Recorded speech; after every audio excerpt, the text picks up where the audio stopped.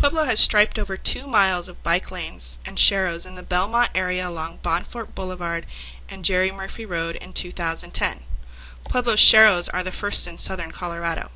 There are a few things motorists and cyclists need to know about safely driving and riding on these roadways. We maintained an on-street parking lane along these routes and installed a 5-foot bike lane alongside the parking lane. The travel lane for motorists remains at 10 feet wide. The narrower travel lane has helped to control travel speeds through the neighborhoods. The on-street parking lane at this intersection was removed to incorporate a left turn lane along with a through lane and a bike lane. This car is parked illegally in the bike lane. Parking here creates a dangerous situation for cyclists, but fortunately cyclists are able to communicate the need to move over and motorists yield, allowing them to safely move past the parked car.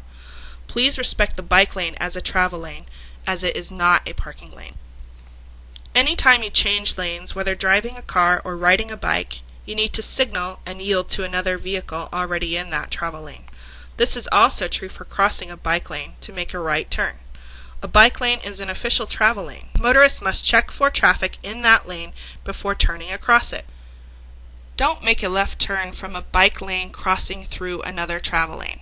Cyclists need to scan back, signal, and move to the correct lane when safe to do so.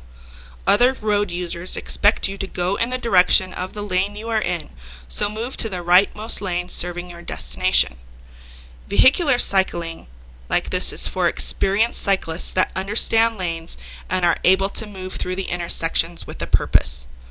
Less experienced or timid cyclists, or even more experienced cyclists in hectic traffic conditions, may opt for a 2-part turn or ride the sidewalk closer to a pedestrian speed in these particular situations.